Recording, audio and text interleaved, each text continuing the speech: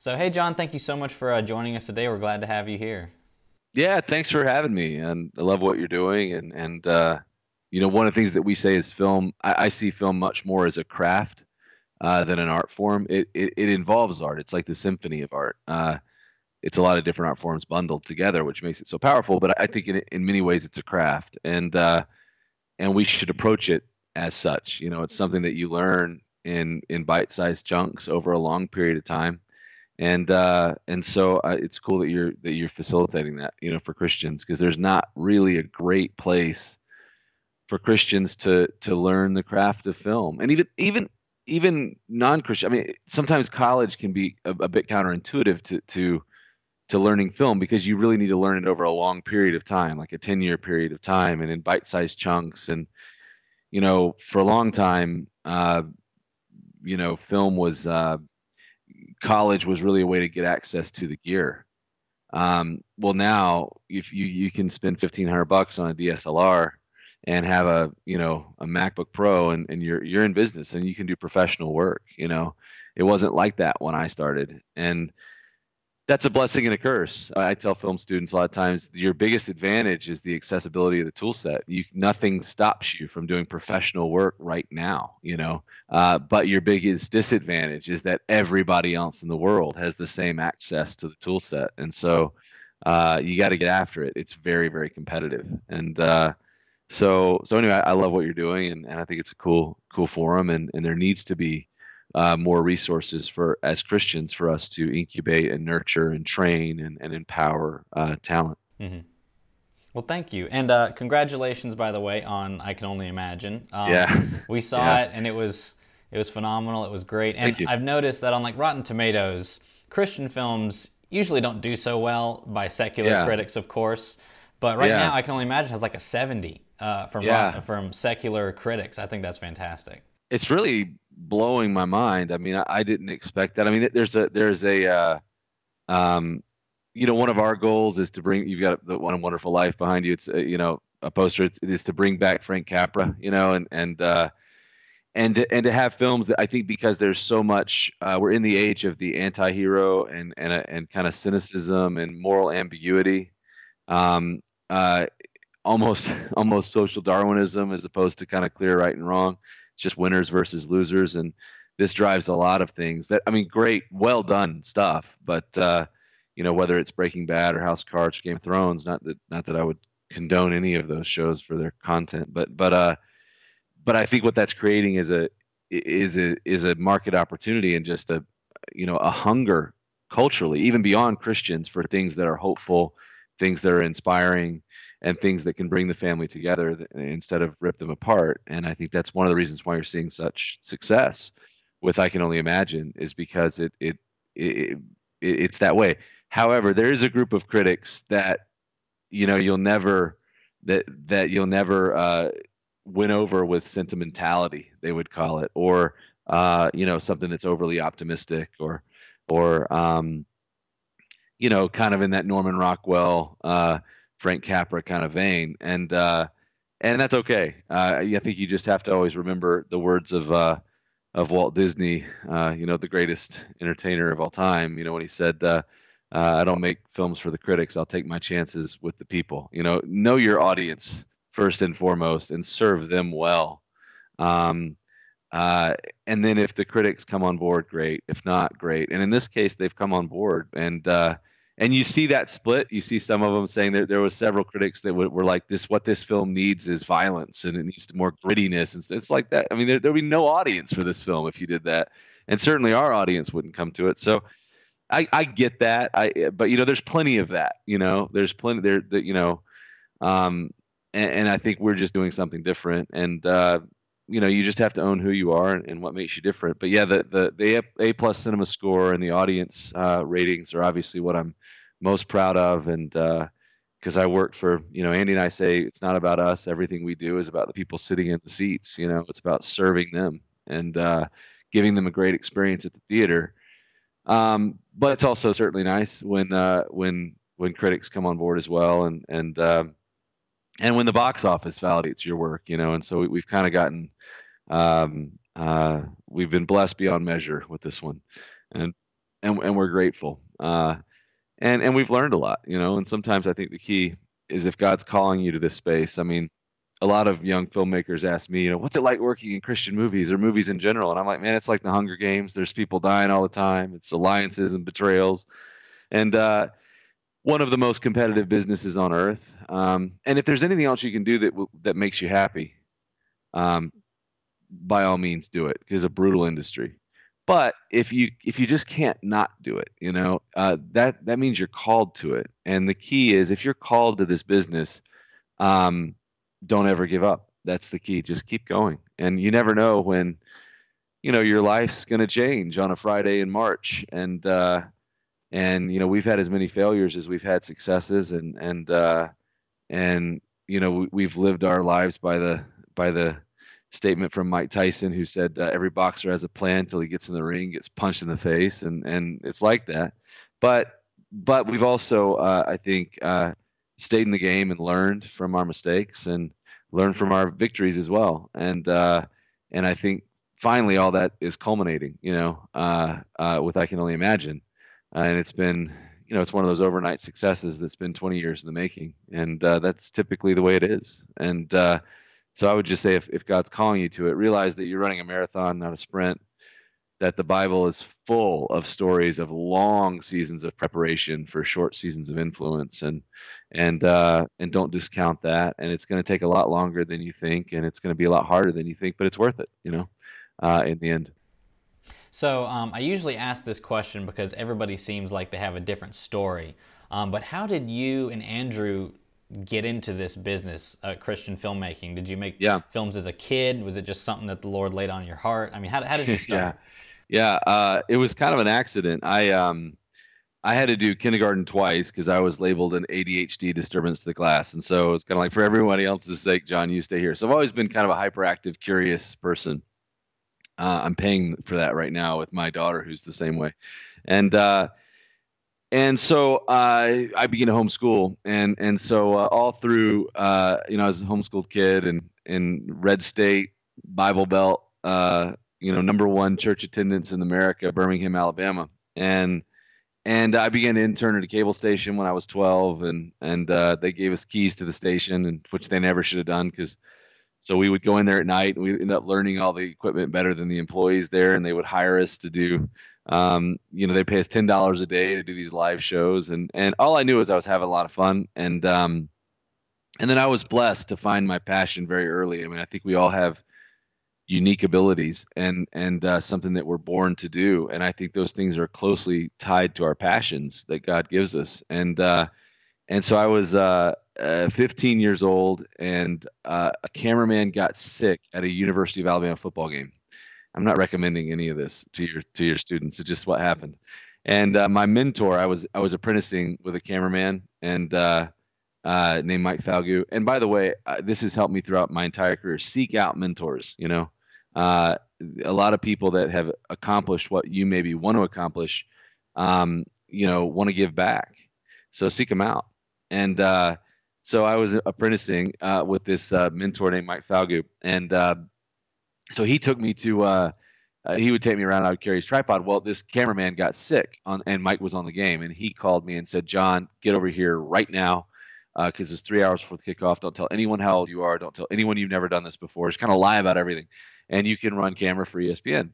And so I went over. My dad drove me over to the stadium, and because I didn't want anybody to know I couldn't drive, he dropped me off 4 blocks from the stadium, and I went in there, and tried to talk in as deep a tones as I could, and try to be real quiet about my age. But I went up to this camera, and you know, it was a huge camera, and I was used to these tiny little cameras, and this thing was like a telescope, and you could zoom into a quarter of the moon. And so I was just this 15-year-old kid zooming in and out of the moon, and I was having the time of my life. And I literally just fell in love with that day. I fell in love with television. I fell in love with the entertainment business, and it's just if you're wired for it, it's addictive, really. I mean, it's just exciting. It's uh, it's adrenaline.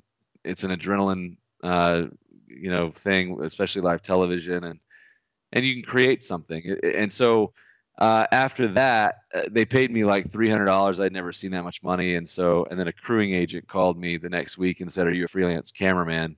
And I didn't know what that meant, so I said, "Yeah, absolutely." But and then did a game at Auburn and was kind of working full time for ESPN on the weekends. School didn't mean much to me at that point. Again, I'm not recommending any of this.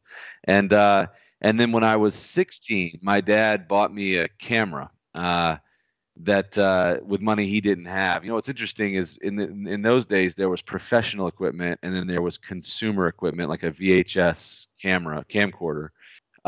In God's timing, we we uh, we rode a wave of all this prosumer technology, and it was this camera called the Canon XL1. It was the first camera that had FireWire.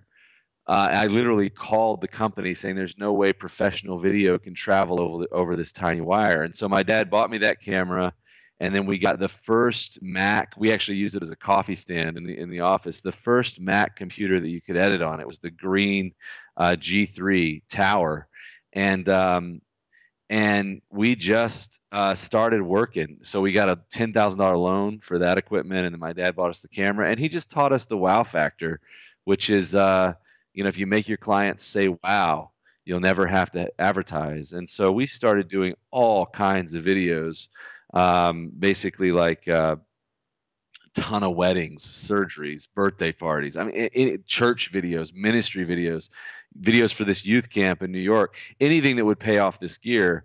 Um, but what we realized is, again, film is a very tactile, hands-on, learn as you go, learn in small increments thing. And so what God gave us is as teenagers, um, uh, he gave us this long runway to hone our craft. And then in my late teens and early 20s, the recording artists who are actually represented in I Can Only Imagine, Michael W. Smith and Amy Grant, gave us a chance to do music videos for them. They were at this management firm that we knew. And the one we did for Smitty, we did first, and it just went to the top of the charts. It did really great. And so that started a career uh, doing music videos and at that point, national car commercials, and just did that over and over again. And so, by the time we thought about Christian film, we had 10 years of a body of work and had done hundreds and hundreds of hours of content. And you just learn, man. It's like you learn as you go, and you just do it better and better every time. I think repetition is the key to any sort of success in life. And and again, success is long obedience in the same direction. And so it was just we had that time, and that was really crucial. And then I went to direct second unit on a film called Courageous, Christian film, and which is a real Cinderella story. Albany, Georgia, Sherwood Baptist, and Stephen and Alex. They it was a church making these films, and they were at that time using primarily church volunteers, and they were want to do this police drama that involves some action sequences involving cars, and you never want to combine that with church volunteers. So it was my job to come in and take a smaller group of professionals and just execute the action sequences that were in Alex's head. And one of the first questions Alex asked me was, John, what's the purpose? What's your purpose and the purpose of your work? And that's a big question. But you got to ask that question at the right time. You don't have to answer that question when you're first starting out. It's kind of like a musician. You got to learn the fundamentals. You got to imitate and play a bunch of other people's music, and then you kind of you got to let life teach you a few things where you have something to say, and then you got to kind of combine all that into your own voice. And it was time for that. And so I couldn't. Not only could I not answer the question, it's a fabulous question, but I couldn't stop thinking about it, and that led to us transitioning from a career to a calling, and getting into this little mini revolution called faith-based film, and being honored to be one of the few. I remember Sean Astin on Woodlawn said to Andy and I, you know, I see you guys as frontiersmen and pioneers. And I said, thanks, Sean. That's exactly what I want to be. I want to blaze a trail. You know, and he said, John, most frontiersmen die on the frontier. Well, I never thought of that, but there'll be a clearly marked trail, and I'll be frozen pointing to the summit of the mountain or whatever. But that's the point: is there's so very few people that get to kind of define an industry and blaze a trail. And my hope is very similar to what Smitty and Amy did for Christian music. I mean, if you think about what Christian music was when they started, it was embryonic, it was not great.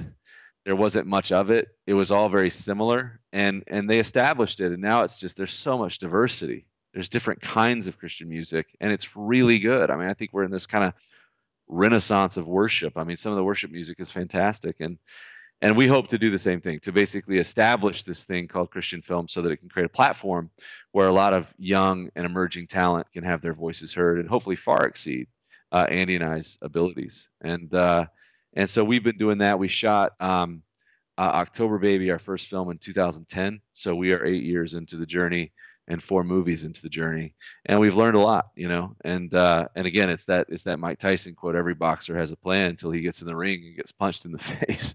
And that's what we've been in the ring for 8 years. You just kind of learn as you go, and it's exciting to see not only what these films can achieve as a business, but also what these films can achieve in terms of changing people's lives and becoming a tool for the church to use. It's We tell people, like, our illustration of what we do is like, I tell people, like, 15 years ago and a lot more than that pounds ago, I used to love to play beach volleyball, but I was still never great at spiking a volleyball. But I could really set volleyball for someone else to spike. And that's what we do. And I think I heard TD Jakes say Jesus was a storyteller, so if he was around today, he'd be a filmmaker. And I'm like, man, I don't know the theology, but I'll take that. That's great. But it's a good point. We're storytellers serving the greatest storyteller of all time. And film is a new and powerful way to do a very old thing, which is to tell stories.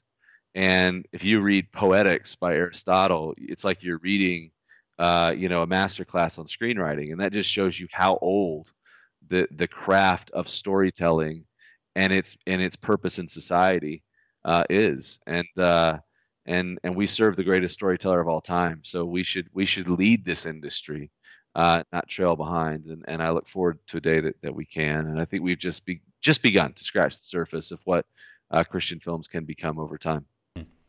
So it might be like picking a child, but out of your films, do you have one that means the most to you? I don't know, something you were going through, or just, Yeah. you know what I'm saying? Well, I mean, I was joking around. I was doing an interview for Salem Radio the other day, and I think Andy and I are going to become like the guys that did I Can Only Imagine and those other ones. It's because of the success of Imagine. But I think I Can Only Imagine by far is there's something just so special about it, and I think it represents a culmination of all we've learned, and all we care about, and the stories that we love to tell. I think they say a filmmaker finds their story and then just tells it over and over again. And I think with Woodlawn, we found the power of a true story, and a true story that's entertaining, that's emotionally relatable, no matter what you believe, but that showcases the transformational power of the gospel. And that's what we love, and that's what we focus on. So we did it again with Steve McQueen, American Icon, a documentary, and then now with I Can Only Imagine. And there's just something so special about Imagine, and far beyond anything else we've done, both as a song. I mean, the song touched me so deeply years ago, and a story and a movie, and the way it turned out, and the process and the team. It's just it's far and beyond. Not that the other ones aren't great and special, and not that we learned, but there's something that just really finally gelled with I Can Only Imagine in a very powerful way. So speaking of like the true stories and coming up with the ideas, how do you and Andrew come up with the idea for, hey, I Can Only Imagine, let's make a film about how that came to be, or Woodlawn, hey, this true story. Yeah, I mean, do you yeah. just hear something and It's you're like, yeah, let's it, make a it's film kind of about it? um, I think the one thing is just to be constantly developing stories, and make that just a part of your day. And so we have probably 12 films in development. We develop everything internally. And it's almost like when you're downloading a lot of files on the internet and they're all just clicking along, and one just kind of gets out, ahead. And so you stop all the others and focus on that one. Um, the best things in life are typically surprises, and so we're developing, like, Woodlawn was a film that we developed for many years. And October Baby was an original idea.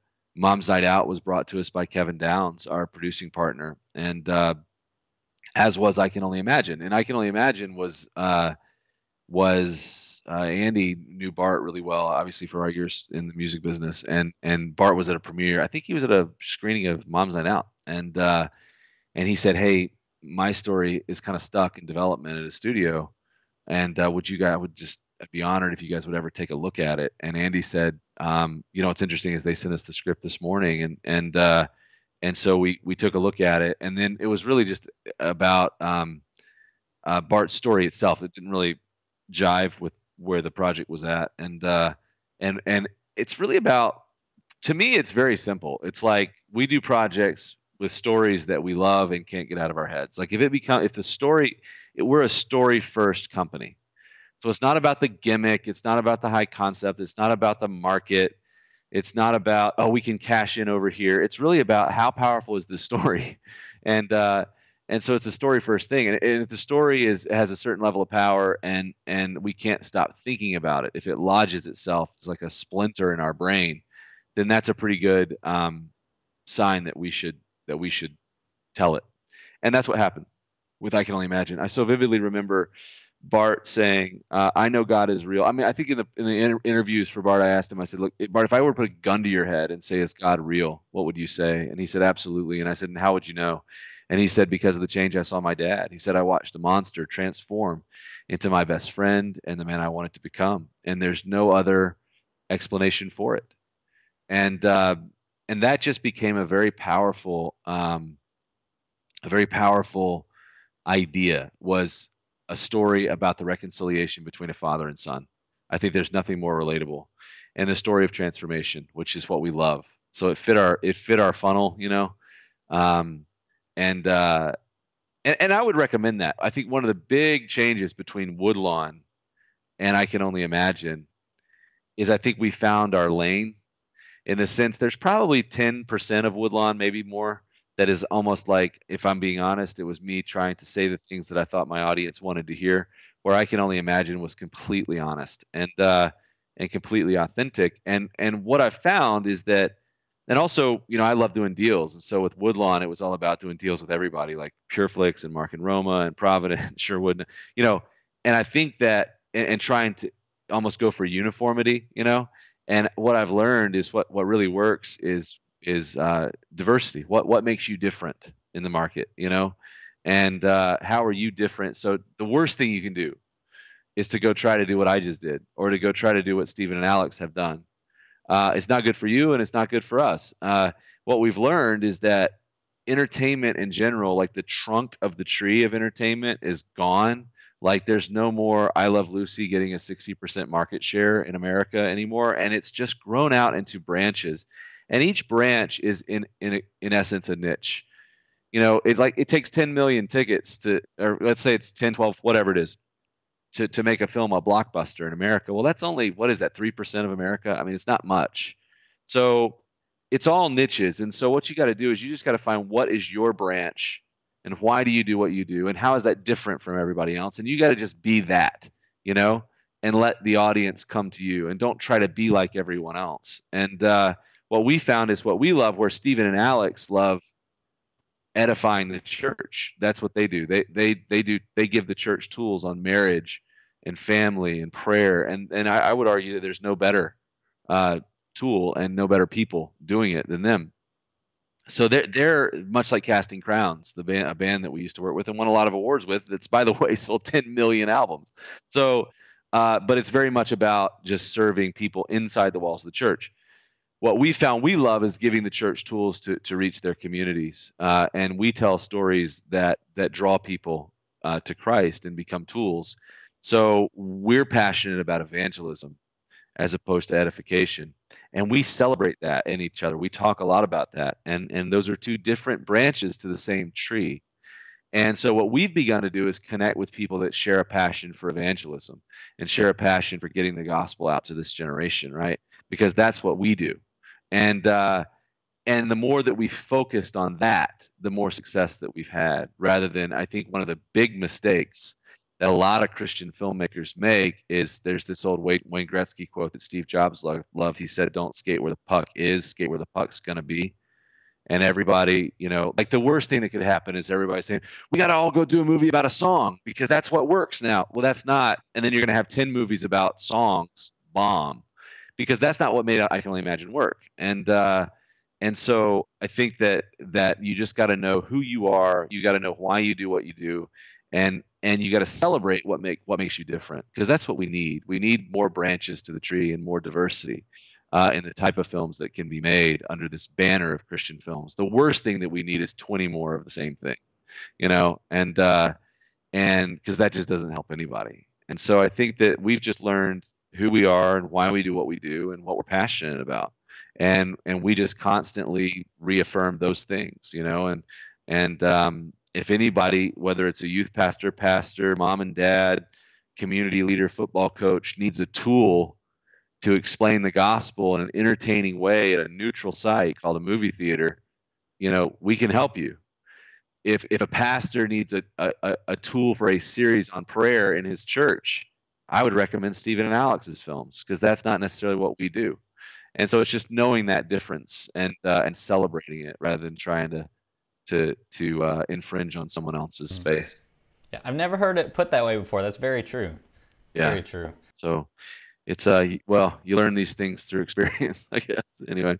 So what throughout all the years in films and stuff, what has inspired you and encouraged you as a filmmaker or a Christian filmmaker who's making these films to further his kingdom? It could be verses, it Yeah. could be really anything. Yeah, I mean, I think the biggest thing that inspires me is seeing the films work. I mean, not necessarily just monetarily, but I remember so vividly. I greenlit a screening at Jack's church, great church, Prestonwood in Dallas, and he invited every football team in the city, and didn't know it's going to get that big because it was before the release. But and as a filmmaker, you don't see millions of people see the films, but you don't see millions of people seeing the films. It's all in small theater, it's all in theaters or homes or on the internet. And so it's so cool to see 7,000 people watching a movie, and then Jack gave the gospel right after.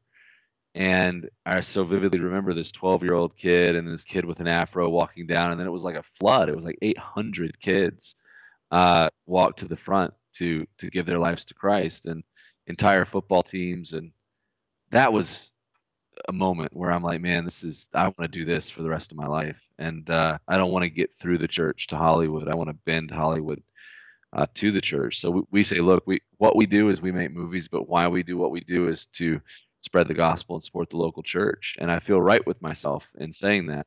And so seeing moments like that, uh, makes a very difficult journey worth it. And we've had tens of thousands of decisions with Woodlawn, and the decisions that are starting to come in with. I mean, there was a woman that contacted us that was going to kill herself on Thursday, like had a gun to her head, couldn't do it, and her friends took her to I Can Only Imagine instead on Friday, and it gave her this new hope for life, and stuff like that is just mind blowing, and if there's anything uh, that I could encourage filmmakers is just to adopt a mindset of service. Like it's not about you. Get that out of your head. Get that like I'm an artiste and this is my vision and I'm frustrated that the audience doesn't understand whatever. Um, it's we're in the entertainment business, you know. We're not in the ideology business. We're not in the art business. We're not in the we're not. And I think that people want a simple, powerful, emotional experience, and they want to be entertained. They want to escape and serve people, and get to know them. Get to know whatever your niche is. Get to know that audience. One of the reasons why we still live in Alabama is I want to live with the people buying tickets to my movies. And if I move to LA, I'm going to lose touch. So I stay here, and I want to know my audience. I want to go to their conventions. If you want to make comic book movies, you better go to Comic Con. You better get to know those people. If you want to make Christian movies, you better go to NRB and the Southern Baptist Convention and get to know them. And I think a lot of times, as filmmakers, it's like we go to industry stuff and we hang out with each other. That's fine, but it doesn't help you as much as you think. Go hang out with your audience. Like, go meet them, go to church with them, have lunch with them, and figure out how you can enhance and enrich their life by creating products. And the more you adopt a mindset that it's not about you, it's about other people, and it's about entertaining people, the better your products will get and the more money they'll make. Because people sense that, people sense an attitude of service. And I would just, I would really recommend that.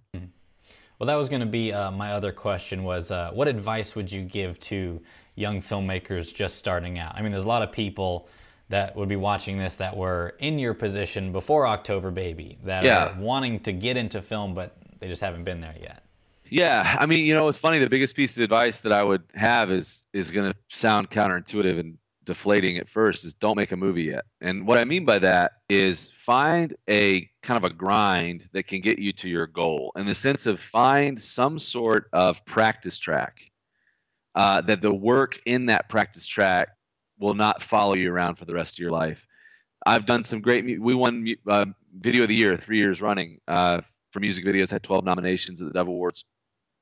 But we also made some really bad music videos that nobody knows about, and some. I remember the first time Erwin Brothers was on anything was this little video for this youth camp. I was 14 years old, and we would make the videos for this youth camp in New York. It was called Word Life Island, and basically, it was like a welcome to camp video. And this was before nonlinear editing. It was like a height camera that they had, and all these height decks, and they would eat the tapes as soon as we were done with it. It was bad. But basically, we made this Summer Nights video. It was like a Knife to the Round Table, and I was convinced, my old 14-year-old self, that it was the next great thing, the next Lord of the Rings, which didn't exist at the time.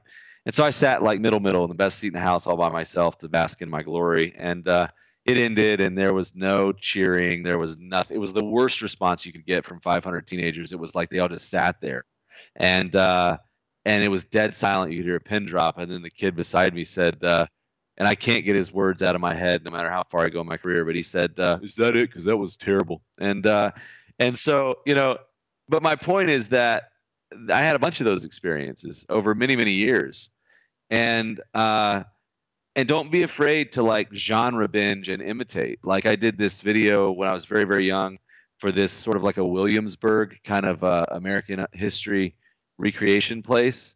And so we watched Randall's, the Patriot, and all these other movies, and kind of genre binged, and then just imitated. And don't be afraid of doing that. It's very much like, again, like a musician. Uh, that's a fine stage, and just find something that you can do for a living, like weddings, or videos for your church, or videos for local organizations, and spend years making a living and learning before you go try to do a movie. The problem with a movie is you're entering one of the most competitive businesses on earth, and basically there's not a lot of slots, and you will be judged forever by whatever your first movie is. It's not that way with short films. It's not that way with music videos or promotional videos or weddings or whatever. So I would recommend, and I hate to say it, a 10-year period of practice. And what you want to do is you want to practice on things that can make money for you, that can get you to your goal, and that are not directly attributable to you long term, if that makes sense. And Malcolm Gladwell calls this the 10,000 hour rule in his book Outliers. And to your students, and I don't know what age they are, I consider film to be a lot more like the NFL than like business. It's a talent game. And so start early.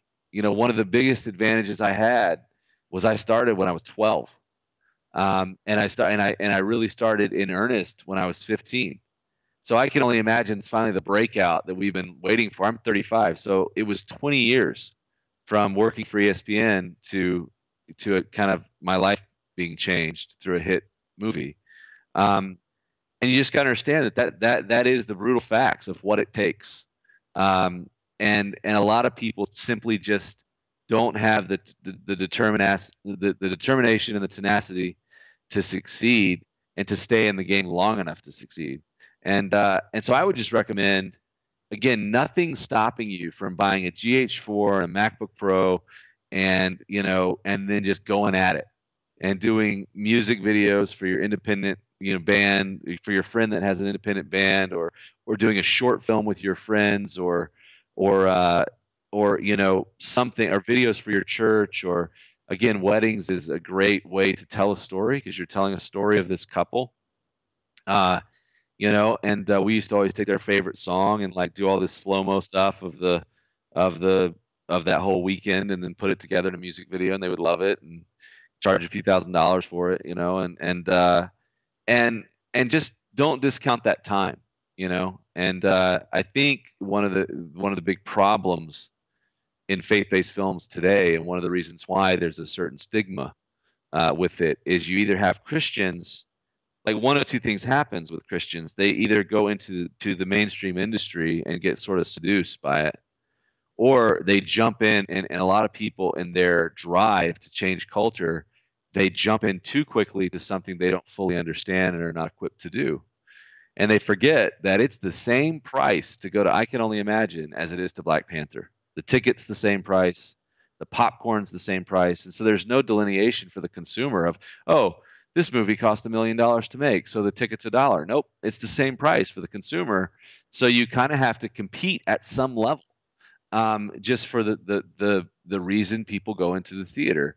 And I think the days of we got to support Christian films, even if they're bad, those days are over. Christian films that aren't up to snuff in terms of quality are not performing. So you really have to deliver a product that entertains an audience at some competitive level, not with Christian films, but with all films. And so I think that the key is to not despise the time it takes. David was a shepherd before he was a king. And I think don't. But then again, it also, in my opinion, doesn't work. It sometimes works, but it's harder to like work at Starbucks or have a job in retail and also pursue this dream of film.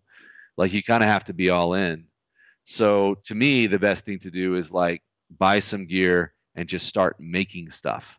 That can, the first videos we did, we would charge like $700 for like a promo video for a ministry or a missions organization, you know.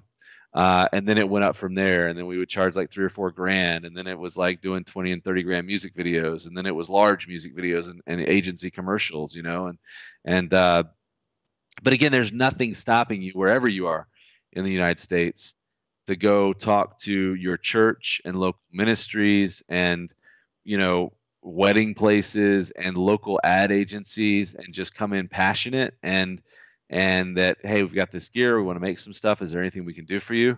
And then just whatever, the Bible says, whatever your hand finds to do with everything that you have, do with all your might. And so the key is that wow factor. It's the stewardship principle of you've been faithful in little, you'll be faithful in more. So no matter what it is, knock it out of the park. Andy and I's production company never made money. Like if we had 3 grand to spend on something, we'd spend $2,950. Like it wasn't about profit. It was just about making great stuff. Now that's not a good business strategy at all. So don't follow that strategy. But my point is, it was all about the wow factor, and it was all about. So what we found is that if you're going to spend every dime, if you're not going to protect a margin, like if you're a service company, you have to protect a margin. If you're not going to protect a margin, you need to be in the business of intellectual property. You need to own your stuff. So you need to make something and sell it 10 million times, but which is what we do now. But it was that stage of being a service company that taught us what we do now and gave us the body of work, and gave us I actually missed the practice track. Like, unfortunately, you can't take huge risks on a feature film. Like there was this camera, we shot I Can Only Imagine on the Alexa Mini, and which is a great camera, and these Rokinon Zine lenses, super cheap lenses, and but I had fallen in love with this little camera that Black Magic made called the Ursa Mini Pro. If you can spring for an Ursa Mini Pro, you can do so much with that camera. You can shoot a movie on that camera. In fact, all the pickups were to imagine were shot on that camera, and it was the third camera. It cuts with the Alexa. It's amazing. Well, I had this dumb idea at first, like let's just shoot the whole movie on the Ursa, and everybody kind of flipped out.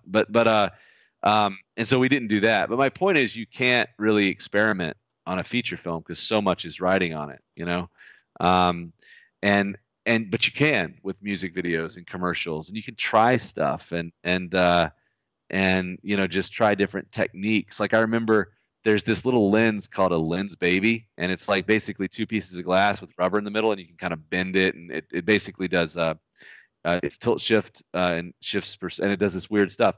And I was shooting a video for this band called Red, and I experimented with that and was kind of doing these weird effects with bending the light, with this rock band. Well, then when we came around to do October Baby, I used that same lens and that same technique when Rachel Hendricks's character is kind of blacking out, and everything's kind of instead of going out of focus, a tilt shift just bends the light. It's this weird effect.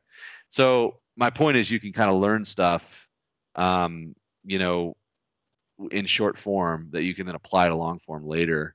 And if you don't have that practice track, you're not going to be equipped to lead a team of 200 people, making a movie. And so I would just say, don't discount practice. There's this great Bear Bryant quote. He said, "Many people have the will to win, but very few have the will to prepare to win." What you want in this industry is longevity with a career, right? I mean, Clint Eastwood's making movies and he's almost 90, and so you if you can get established in film and television, you can make movies for a long time. So have that long view, and I think a part of that long view is practicing early. So, with the success of I Can Only Imagine and how amazing it is, how can we as students, but also as Christians, be praying for you and Andy during this time? Well, I mean, yeah, first of all, go see the movie. If you haven't, take friends, take neighbors. I mean, this really is a watershed moment for us, and I think also for Christian film in general. Christian film, there was this great LA Times article um, that really talked about the decline of Christian films, and they weren't working ever since really Miracles from Heaven and The Shack. It was on this downturn, and it was very kind of a downer of an article right before we came out, and they kind of projected failure on I Can Only Imagine and quoted me saying, "I just have faith that there's an audience for this," but they were like, "We don't really know there is," and so now you're reading all these articles that are like the return of Christian films and so it really has revived this category. And so go see it again, take your friends and neighbors.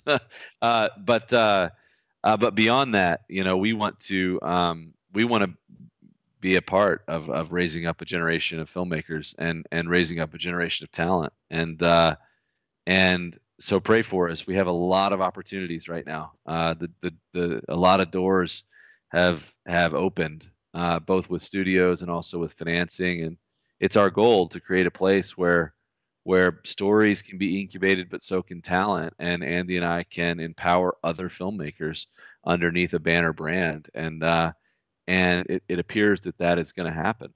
And so we want to earn your trust, and every time your movie ticket is your vote, and the church has spoken loudly and kind of shocked an entire industry, and so I want to say thank you to everyone that has gone and seen the film, and if you haven't, go check it out. And beyond that, look, the biggest problem we're going to run into is a lack of talent. We can't scale until we can have more people that can do this stuff. So hone your craft and look at it that way. Just learn a little bit every day. Take a few steps up the mountain every day. Study, stay curious, and just try stuff. Um, and because we're going to need talent, we're going to need writers, we're going to need directors, we're going to need producers, we're going to need actors, and we can't grow what we do until if the goal, which is our ultimate goal, is to recapture the imagination of a generation with the gospel. No one content creator That's bigger than all of us. We can't do enough work. The Kendricks can't do enough work, to Devon Franklin and others, to really make a dent culturally. So we have to be firing on a lot of fronts, not only in theaters but on television, and on the web, and on platforms like Netflix. And so to do that, we have to have a greater talent pool. So the biggest thing that you can do for me is to dedicate yourself to learning your craft daily, and just um, I think one of the other big problems with college is, by its nature, it gives a feeling that that is the time in your life that you learn.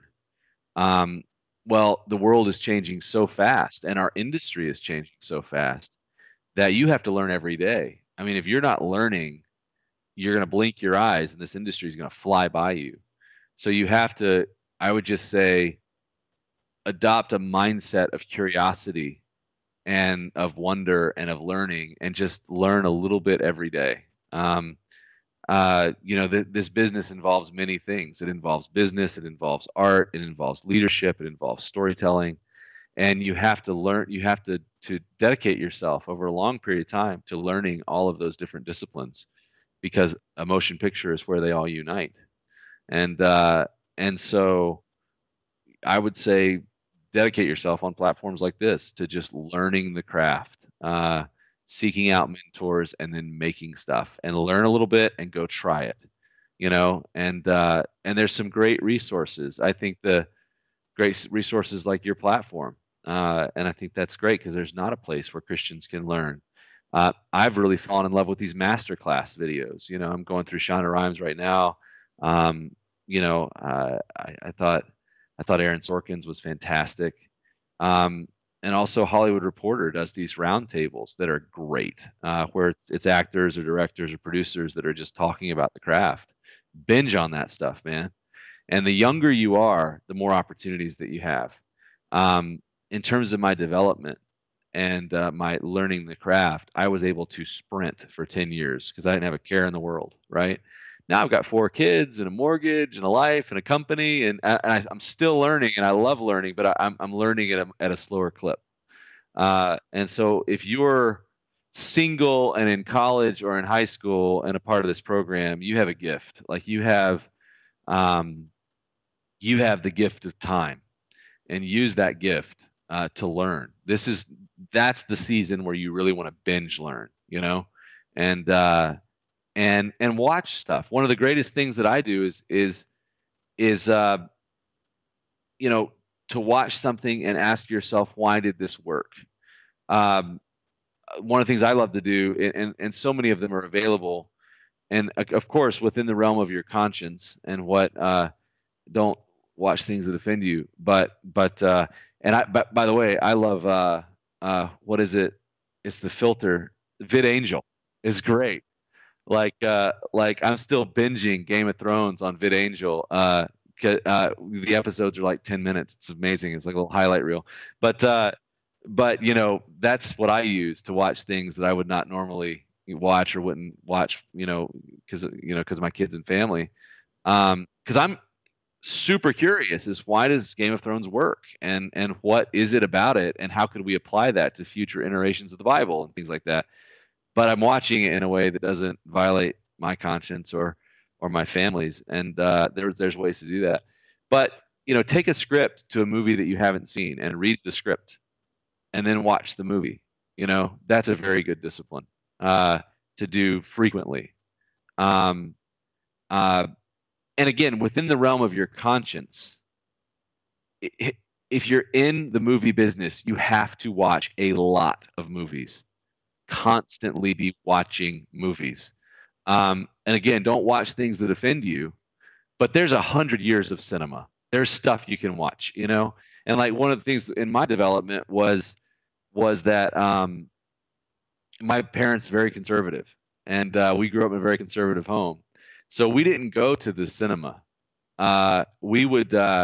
My mom was a part of a Bible study, and they didn't know they were pirates at the time, but it was in the VHS craze, so they had like 20 VHS VCRs stacked, and they would record movies off like the AMC when it was still playing movies, and Turner, Turner Movie Classics, and then they would dub them and then dub the dubs, and we would end up with these like third generation, you know, films. But it was such a great education in film cinema history, because it was all the Frank Capra films and the John Wayne films, and and all these classics, and it was quite the foundation, And there's so much to learn from a movie like Casablanca or It's a Wonderful Life, in all these old films, or John Ford's films, and things of that nature.